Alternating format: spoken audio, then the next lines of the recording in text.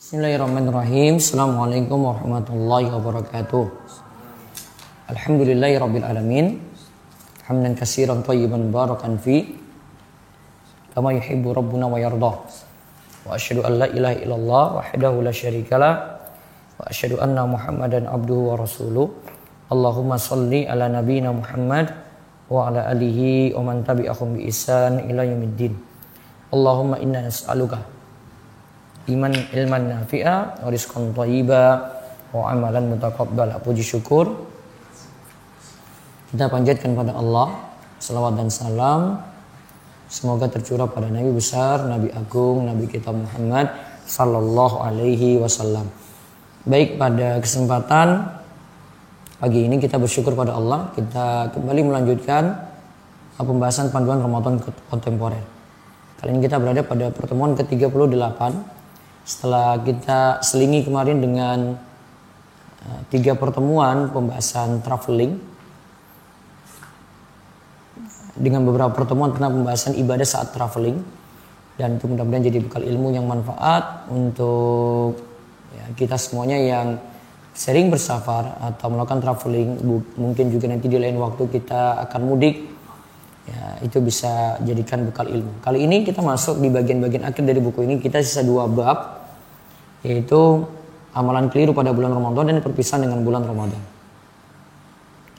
Dan nanti pembahasan pekan depan saya bahas khusus Senin, Selasa, Rabu itu tentang fikih lebaran. Ya, tentang fikih lebaran.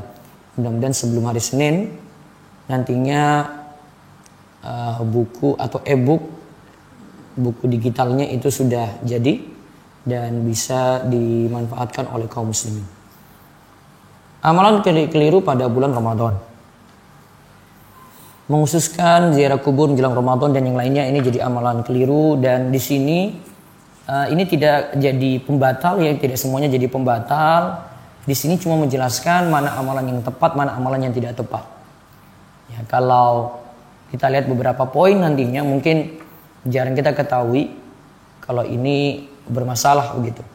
Mungkin ada yang kita juga sudah ketahui, dan di sini adalah pelurusannya supaya amalan-amalan kita itu benar-benar sesuai dengan tuntunan sebagaimana mengamalkan sabda Nabi sallallahu alaihi wasallam, man amila amalan laisa alaihi amruna fahuwa raddun. Biar tidak terjatuh dalam yang disebutkan dalam hadis ini, siapa yang beramal tanpa ada tuntunan dari kami maka amal tersebut itu tertolak.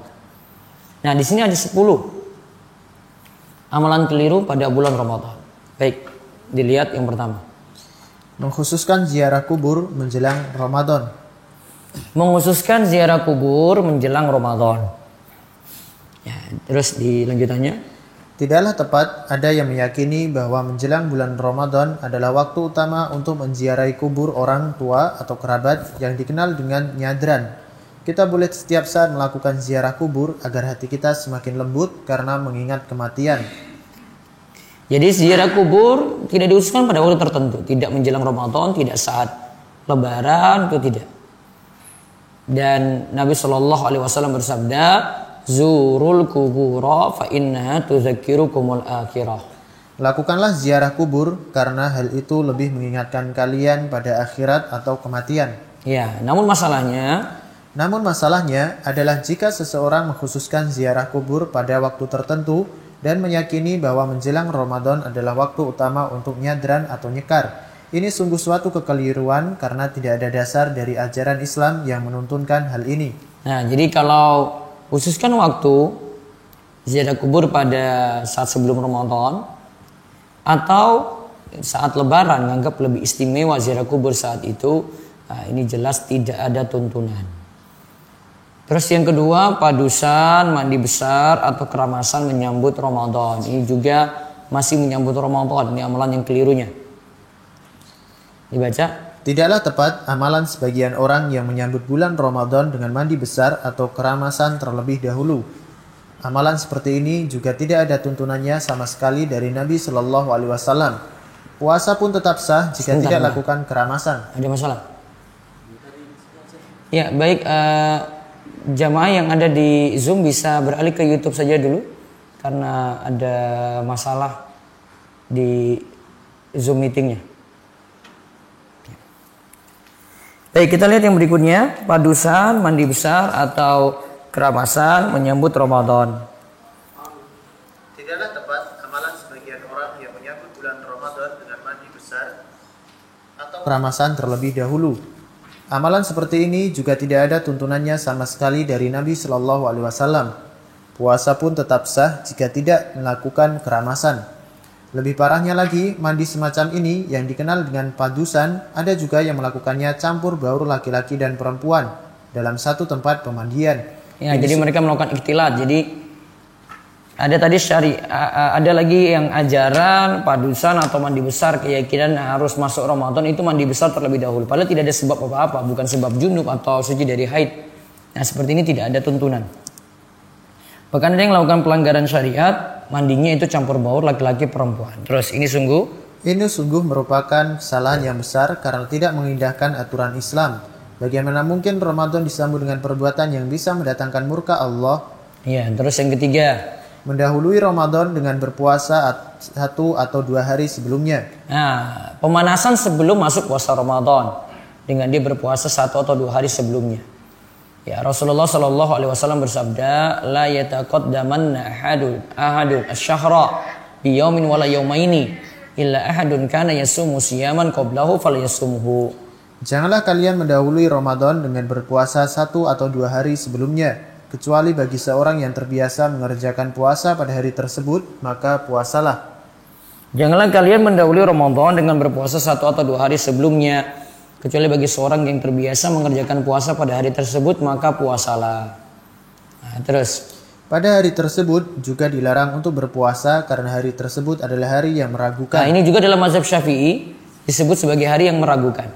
Dan Nabi Shallallahu Alaihi Wasallam bersabda, man shoma al-yawmal ladzi yushakku fihi faqad asa Abul Qasim Shallallahu Alaihi Wasallam. Barang siapa berpuasa pada hari yang diragukan, maka dia telah mendurhakai Abul Qasim, yaitu Rasulullah Shallallahu Alaihi Wasallam. Ya. Terus berdasarkan keterangan dari Ibnu Rajab, berpuasa di akhir bulan Sya'ban ada 3 model. Berpuasa di akhir bulan Sya'ban ada 3 model. Pertama, jika berniat dalam rangka berhati-hati dalam perhitungan puasa Ramadan sehingga dia berpuasa terlebih dahulu, maka seperti ini jelas terlarang. Ya, jika berniat dalam rangka berhati-hati dalam perhitungan puasa Ramadan sehingga dia berpuasa terlebih dahulu, maka seperti ini jelas terlarang. Terus yang kedua, jika berniat untuk berpuasa nazar atau mengqadha puasa Ramadan yang belum dikerjakan atau membayar kafarah tebusan, maka mayoritas ulama membolehkannya. Nah, jika maksudnya adalah bayar puasa Ramadan qadha atau puasa nazar dia tunaikan atau bayar kafarat, maka mayoritas ulama masih membolehkan. Jadi kalau yang pertama tadi niatnya hati-hati, niat hati-hati nggak boleh. Tapi kalau yang kedua ini niatnya bayar qadha puasa Ramadan atau bayar nazar atau bayar kafarat. Terus yang ketiga, jika berniat berpuasa sunnah semata, maka ulama yang mengatakan harus ada pemisah antara puasa Sya'ban dan Ramadan melarang hal ini walaupun itu mencocoki kebiasaan dia berpuasa. Di antaranya adalah Al-Hasan Al-Basri.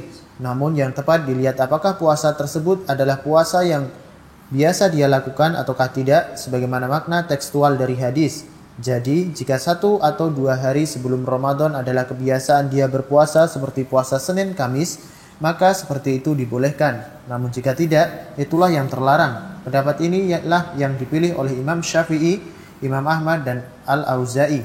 Jadi kalau yang ketiga ini, jika bertepatan dengan kebiasaan puasanya. Ya, jika bertepatan dengan kebiasaan puasanya, maka jika bertepatan dengan kebiasaan puasa, maka tidak apa-apa dia lakukan menurut pendapat paling kuat. Ini walaupun 1-2 hari sebelum Ramadan.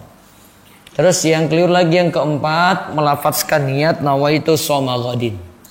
Sebenarnya tidak ada tuntunan sama sekali untuk melafazkan niat semacam ini karena tidak adanya dasar dari perintah atau perbuatan Nabi Shallallahu Alaihi Wasallam. Begitu pula dari para sahabat. Letak niat sebenarnya adalah dalam hati dan bukan di lisan. An-Nawawi rahimahullah, ulama besar dalam mazhab Syafi'i, mengatakan, la yasi'u shoma illa binniyati wa mahaluha al-qalbu wa la yushtaratu nutqu bila khilafin. Tidaklah sah puasa seseorang kecuali dengan niat. Letak niat adalah dalam hati, tidak disyaratkan untuk diucapkan, dan pendapat ini tidak terdapat perselisihan di antara para ulama. Nah, letak niat itu di dalam hati di sini. Tidak disyaratkan untuk diucapkan dan pendapat ini tidak terdapat perselisihan di antara para ulama. Nah, terus yang kelima, pensyariatan waktu imsak, berhenti makan 10 atau 15 menit sebelum waktu subuh.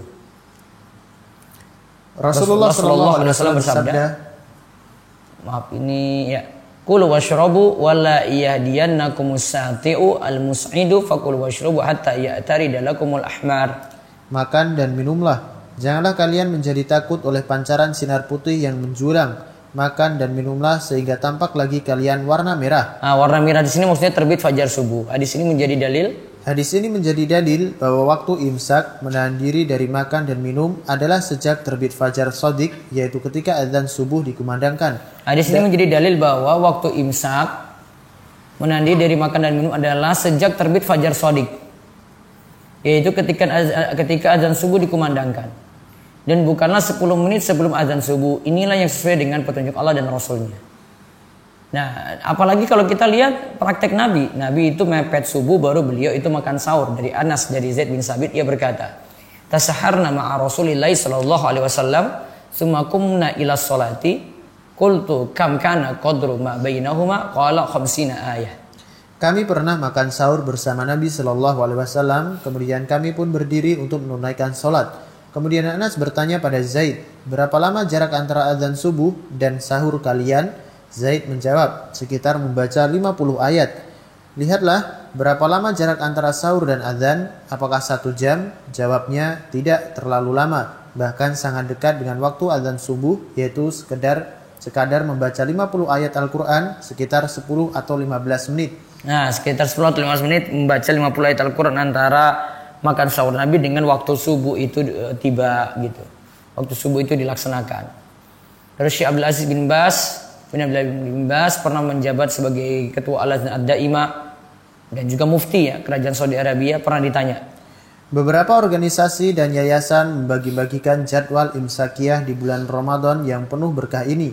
Jadwal ini khusus berisi waktu-waktu sholat. Namun dalam jadwal tersebut ditetapkan bahwa waktu imsak menahan diri dari makan dan minum adalah 15 menit sebelum azan subuh. Apakah seperti ini memiliki dasar dalam ajaran Islam?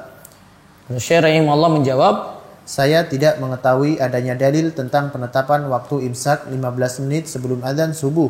Bahkan yang sesuai dengan dalil Al-Quran dan As-Sunnah, imsak yaitu menahan diri dari makan dan minum adalah mulai terbitnya fajar, masuknya waktu subuh. Dasarnya firman Allah, wa kulu washrabu hatta yatabayyana lakumul khaytul abyadu minal khaytil aswadi minal fajri. Dan makan minumlah hingga terang bagimu benang putih dari benang hitam, yaitu fajar. Al-Baqarah 187 juga dasarnya adalah sabda Nabi SAW, al-fajr fajran, fajrun yuhramu ta'amu wa tahillu fihi sholatu, wa fajrun tuhramu fihi sholatu, ay sholatu subhi, wa yahillu fihi ta'amu. Fajar ada 2 macam. Pertama, fajar diharamkan untuk makan dan dihalalkan untuk sholat, yaitu fajar shadiq, fajar masuknya waktu subuh. Kalau waktu subuh masuk, ini namanya fajar shadiq. Itu diharamkan makan dan dihalalkan untuk sholat subuh. Terus yang kedua, fajar yang diharamkan untuk sholat subuh dan dihalalkan untuk makan, yaitu fajar kadzib, fajar yang muncul sebelum fajar shadiq. Nah, yang kedua ini fajar yang diharamkan untuk sholat subuh dan dihalalkan untuk makan. Ya, dan dihalalkan untuk makan. Nah, terus ini namanya fajar kadzib, fajar dusta. Nah, kalau di sini ya fajar kadzib itu sebelum fajar shadiq. Jadi kalau masih muncul fajar kadzib yang tadi disebut di dalam hadis itu menjulang, ya, itu masih diperbolehkan untuk makan dan minum. Dasarnya lagi adalah sabda Nabi SAW, inna bilalan yu'adzinu bilailin fakulu washrabu hatta yu'adzina ibnu ummi maktum. Bilal biasa mengumandangkan azan di malam hari. Makan dan minumlah sampai kalian mendengar azan ibnu ummi maktum. Ya, terus seorang perawi di sini. Seorang periwayat hadis ini mengatakan bahwa Ibnu Ummi Maktum adalah seorang yang buta dan beliau tidaklah mengumandangkan azan sampai ada yang memberitahukan padanya, waktu subuh telah tiba, waktu subuh telah tiba. Baik, sekarang yang keenam, zikir berjamaah dengan dikomando dalam sholat tarawih atau sholat 5 waktu. Syekh Abdul Aziz bin Baz rahimahullah tatkala menjelaskan zikir setelah sholat, beliau berkata, Tidak diperbolehkan para jamaah membaca zikir secara berjamaah. Akan tetapi yang tepat adalah setiap orang membaca zikir sendiri-sendiri tanpa dikomandoi oleh yang lain. Karena zikir secara berjamaah atau bersama-sama adalah sesuatu yang tidak ada tuntunannya dalam syariat Islam yang suci ini. Nah, jadi yang dikritik di sinilah zikir berjamaah dengan dikomandoi atau dengan dipimpin. Ini biasanya kita lihat pada sholat tarawih atau sholat 5 waktu. Kata Syekh Abdul Aziz bin Baz, seperti itu tidak ada tuntunan. Terus yang ketujuh, ini doa antara sholat tarawih dari hadis doif. Antara ya, jadi biasanya itu sholat tarawih 2 atau 4 selesai, mau pindah ke 4 berikutnya atau 2 berikutnya, biasanya ada zikir-zikir itu untuk mengisi waktu. Nah, tapi ditetapkan zikir tertentu dengan suara keras, dengan zikir berjamaah. Nah, coba lihat. Ada doa antara sholat tarawih yang 2 atau 4 rakaat seperti berikut. Yaitu asyhadu an la ilaha illallah wa astaghfirullah wa as'alukal jannah wa a'udzubika minan nar. Aku bersaksi bahwa tidak ada sesembahan yang berhak disembah selain Allah dan aku memohon ampunan pada Allah. Aku meminta surga dan meminta perlindungan dari neraka. Ya. Terus baca artinya di bawahnya. Perbanyaklah melakukan 4 hal dalam bulan Ramadan. Dengan 2 hal, kalian akan mendapatkan ridho dan Rabb kalian. 2 hal lainnya sangat kalian butuhkan. 2 hal yang dengannya kalian mendapatkan ridho Rabb kalian adalah syahadat la ilaha illallah dan beristighfar kepadanya. Adapun 2 hal yang sangat kalian butuhkan adalah kalian meminta surga dan memohon perlindungan dari neraka. Nah, kemudian Syekh Albani. Kesimpulan Syekh Albani hadis ini adalah hadis mungkar. Hadis ini adalah hadis mungkar. Dalam silsilah hadis dhaifah dijelaskan, dibaca. Hadis ini diriwayatkan oleh Al-Muhammili dalam Al-Amali jilid 5 nomor 50 dan Ibnu Khuzaimah dalam sahihnya. Ibnu Khuzaimah berkomentar, andaikan sahih bisa menjadi dalil, juga diriwayatkan oleh Al-Wahidi dalam Al-Wasit. Sanad hadis ini dhaif karena adanya sanad dari Ali bin Zaid bin Jada'an, dari Sa'id bin Al-Musayyib, dari Salman Al-Farisi. Ia berkata bahwa Rasulullah SAW berkhutbah di hari terakhir dari bulan Sya'ban. Lantas disebutkan hadis tersebut. Ali bin Zaid bin Jada'an itu dhaif, sebagaimana keterangan Imam Ahmad dan yang lainnya. Imam Ibnu Khuzaimah telah menjelaskan, saya tidak menjadikan perawi ini sebagai dalil karena hafalannya jelek. Jadi ada perawi yang hafalannya jelek di situ. Terus konteks hadis secara lebih lengkap memang membicarakan tentang bulan Ramadan. Namun zikir di atas tidak disebutkan secara khusus untuk sholat tarawih. Ya memang disebutkan untuk bulan Ramadan, tapi tidak dikhususkan untuk sholat tarawih. Terus sehingga mengkhususkan untuk zikir sholat tarawih saja adalah sesuatu yang mengada-ada. Silakan lihat hadis secara lengkap dalam silsilah Al-Hadis Ad-Dhaifah karya Syekh Muhammad Nasiruddin Al-Albani rahimahullah. Apalagi dilihat dari kesimpulan, hadis tersebut mungkar atau masuk golongan hadis yang lemah. Menurut pendapat paling kuat, hadis lemah tidak bisa diamalkan. Nah, ini dari hadis lemah, maka baiknya tidak amalkan tadi. Berarti apa bacaan zikirnya? Antara sholat tarawih tadi tidak ada bacaan zikir khusus. Terus yang ke-8, perayaan nuzulul Quran. Perayaan nuzulul Quran sama sekali tidak pernah dicontohkan oleh Nabi SAW, juga tidak pernah dicontohkan oleh para sahabat. Para ulama Ahlussunnah wal Jamaah mengatakan, "Lau kana khairan lasabaquna ilaihi." Seandainya amalan tersebut baik, tentu mereka, yaitu para sahabat, sudah mendahului kita untuk melakukannya.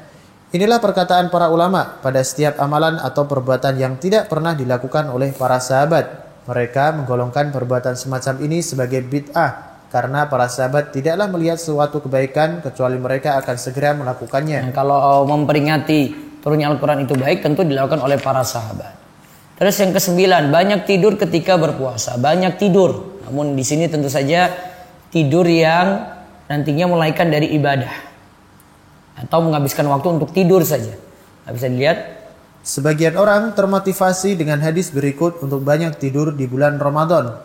Naumus shaimi ibadatun wa sumtu tasbihun wa du'au mustajabun wa amalu mudha'afun.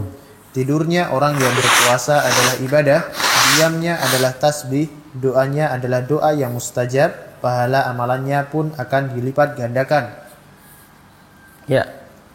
Perlu diketahui bahwa hadis ini adalah hadis yang dhaif. Syekh Al-Albani dalam Al-Silsilah Ad-Dhaifah mengatakan bahwa hadis ini adalah hadis yang dhaif atau lemah. Ya, terus para ulama Para ulama biasa menjelaskan suatu kaidah bahwa setiap amalan yang statusnya mubah seperti makan, tidur, dan berhubungan badan bisa mendapatkan pahala dan bernilai ibadah apabila diniatkan untuk melakukan ibadah. Nah, jadi halal mubah tadi itu bisa jadi ibadah apabila diniatkan untuk ibadah. Maka Ibnu Rajab menerangkan berikut ini.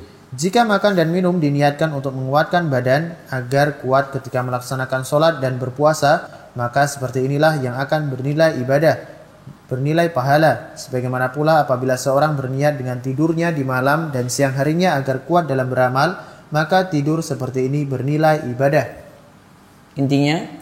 Intinya, semuanya adalah tergantung niat. Jika niat tidurnya hanya malas-malasan sehingga tidurnya bisa seharian dari pagi hingga sore, maka tidur seperti ini adalah tidur yang sia-sia. Namun, jika tidurnya adalah tidur dengan niat agar kuat dalam melakukan sholat malam dan kuat melakukan amalan lainnya, tidur seperti inilah yang bernilai ibadah. Jadi tergantung niatnya. Innamal a'malu binniyat wa innamal likulli imri'in ma nawa. Setiap orang tergantung pada niatnya dan dia akan mendapatkan apa yang ia niatkan. Terus yang terakhir, puasa tapi tidak sholat. Syekh Muhammad bin Shalih Al-Utsaimin rahimahullah pernah ditanya, apa hukum orang yang berpuasa namun meninggalkan sholat? Beliau rahimahullah menjawab, puasa yang dilakukan oleh orang yang meninggalkan sholat tidaklah diterima karena orang yang meninggalkan sholat berarti kafir dan murtad. Dalil bahwa meninggalkan sholat termasuk bentuk kekafiran adalah firman Allah, Fa in tabu aqamus sholata wa atuz zakata fa ikhwanukum fid din wa nufassilul ayati liqaumin ya'lamun. jika mereka bertaubat, mendirikan sholat dan menunaikan zakat, maka mereka itu adalah saudara-saudaramu seagama. Dan kami menjelaskan ayat-ayat itu bagi kaum yang mengetahui. Ya, terus alasan lain adalah sabda Nabi Shallallahu Alaihi Wasallam,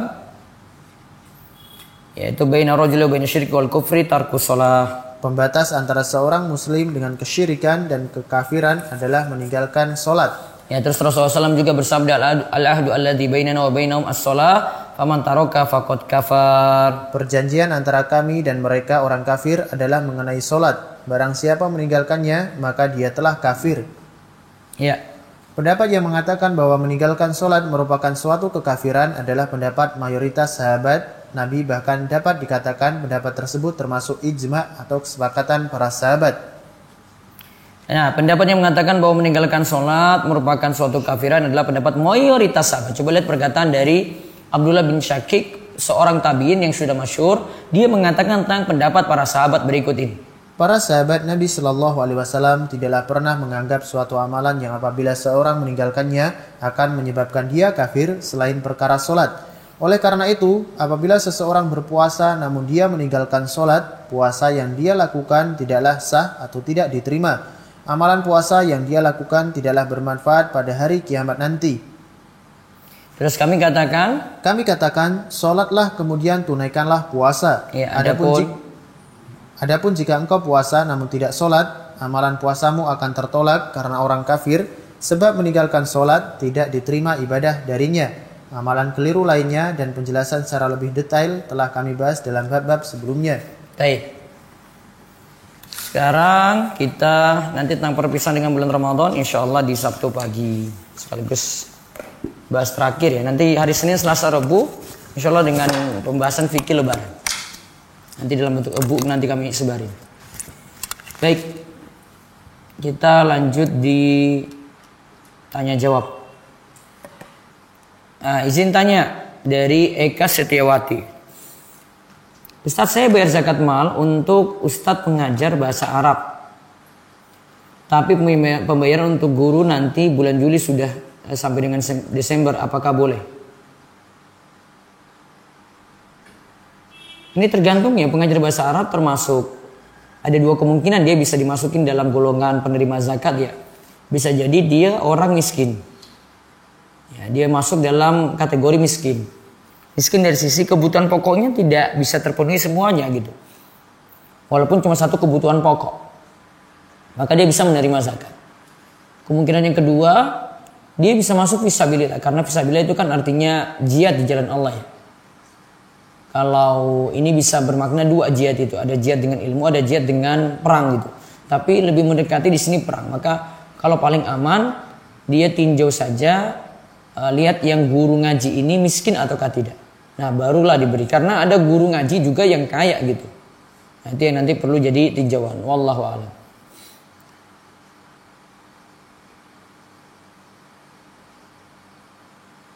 Nah ini dari Digi Blon Digi. Assalamualaikum Ustaz. Waalaikumsalam warahmatullahi wabarakatuh. Mau bertanya, masih dari YouTube ya. Jadi yang mau bertanya lewat Facebook silakan, lewat Instagram silakan. Mohon maaf pagi ini lagi masalah di Zoom sehingga kita tidak bisa tanya jawab langsung. Dari Digi Blon Digi. Jika masuki Idul Fitri, apa memang harus mandi keramas ya Ustaz sebelum sholat Id? Iya, disunahkan gitu ya. Disunahkan untuk mandi sebelum berangkat sholat Id. Karena ada yang bilang itu adalah mandi suci. Begitu juga jadi ibarat seperti padusan. Bukan, ini mandi mau berangkat niatannya mau berangkat sholat Id. Mandi sunnah. Kemudian dari Sukma di YouTube. Ustadz saya sholat di masjid. Di antara 2 rakaat tarawih setelah salam seperti ada bacaan-bacaan yang menyebutkan nama-nama khulafaur rasyidin dan taqabbal minna wa minkum. Baik perbuatannya ada dalilnya. Baiknya tidak khususkan dengan zikir tertentu. Jadi sebenarnya zikirnya bebas. Kalau di antara sholat tarawih tadi, kalau dia mau lanjut ke rakaat berikutnya mungkin lebih bagus. Sehingga tidak terlalu capek dan target sholat tarawih itu bisa banyak.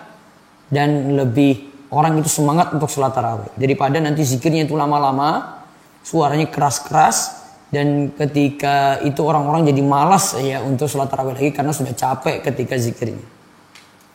Apa ada sholawat kamilah itu Ustadz? Apakah boleh tradisi wiridan di rumah-rumah? Wallahu a'lam.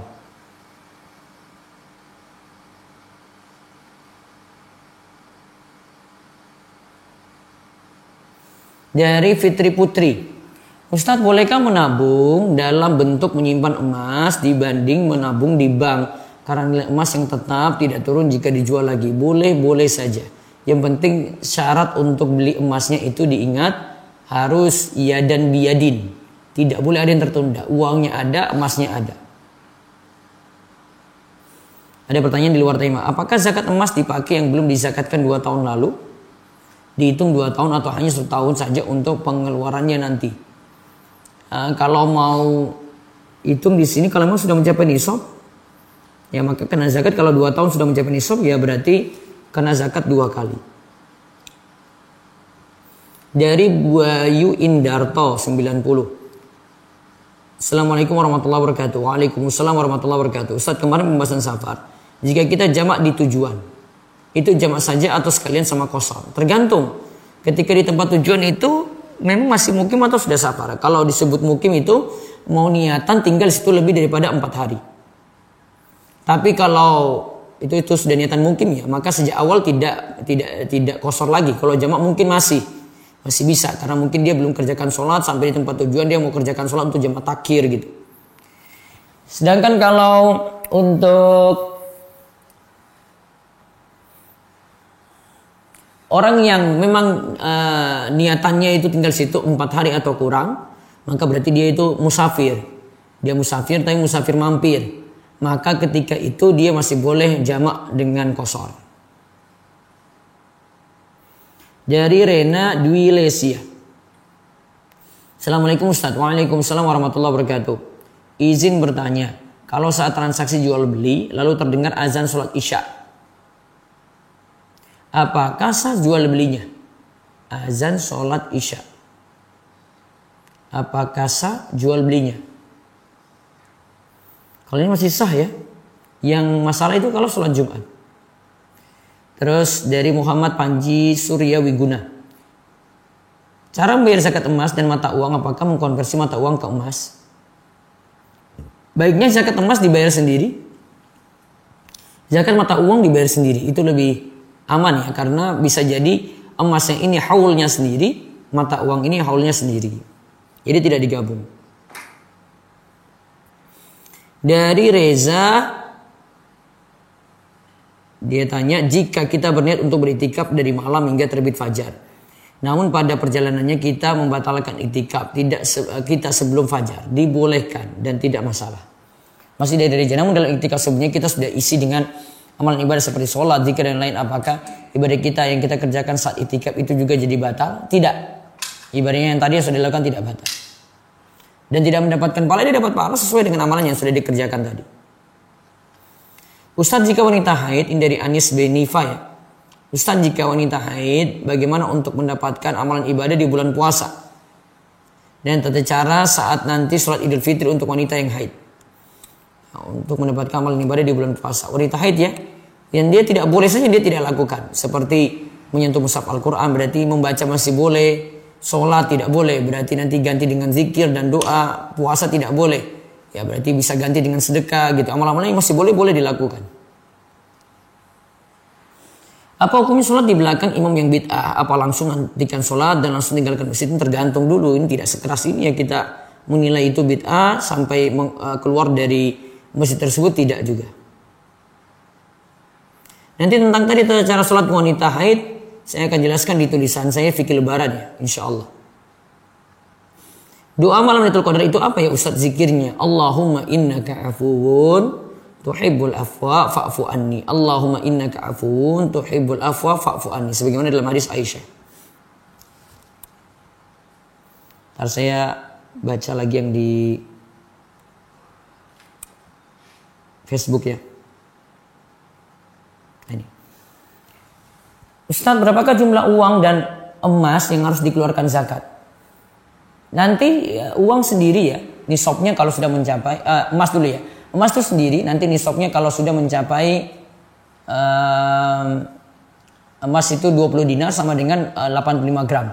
Kalau uang antara nisab emas atau nisab perak. Ya antara 6,5 juta dan 72 juta mana yang tercapai lebih dahulu. Berarti perak yang paling rendah, berarti pakai patokan perak saja. Baik, saya baca lagi di YouTube. Ustaz ini bertanya, jika sedang istihadah karena ada kista di rahim, apakah tiap mau sholat harus mandi wajib? Tidak, cukup setiap mau sholat cukup wudu. Jika ternyata masih ada flek ketika sholat, apakah harus diulang sholatnya? Tidak, tinggal lanjutkan sholat. Yang penting sudah di awal sholat itu sudah berwudu. Kalau punya perhiasan selain emas dan perak, apakah kena zakat? Yang kena zakat cuma perhiasan emas dan perak saja. Adapun yang jadi alasan perhiasan kena karena dalil yang menyatakan tidak ada zakat untuk perhiasan, dalilnya dhaif atau lemah. Sedangkan banyak dalil-dalil yang menunjukkan ada zakat pada perhiasan emas. Wallahu a'lam. Ketika witir sholatnya ada tahiyat awal, kemudian di takbir rakaat ketiga ada 2 kali takbir, mirip sholat id. Karena saya tidak biasa sholat witir 3 rakaat dengan tahiyat awal. Jadi ketika imam takbir ke rakaat ketiga saya langsung salam. Apakah sholat saya sah? Ya ini imamnya kurang tepat ya. Kalau sholat witir 3 rakaat langsung salam tahiyat akhir tanpa tahiyat awal. Apakah wanita yang sholat saat sujud? Bolehkah wajahnya sujud di atas jilbab? Ya di sini masih dibolehkan ya menurut pendapat paling kuat. Dari Sela Devi, apakah boleh zakat mal dikasih ke kakek kandung? Ya setiap bulannya kita kasih jatah karena emang nggak mampu. Kalau memang kakek itu bukan tanggungan nafkah kita, boleh kasih zakat untuknya. Wallahu a'lam bishawab. Demikian yang kita bahas subuh ini sampai jam 6. Mudah-mudahan manfaat. Insyaallah kita ketemu besok lagi. Mudah-mudahan Zoom kembali lancar dan bisa bertanya langsung untuk perihal amalan keliru di bulan Ramadan ataupun pembahasan yang lainnya. Insyaallah pekan depan ya doakan saja mudah-mudahan e-booknya segera jadi dan bisa kita kaji fikih lebaran. Tutup dengan doa kafaratul.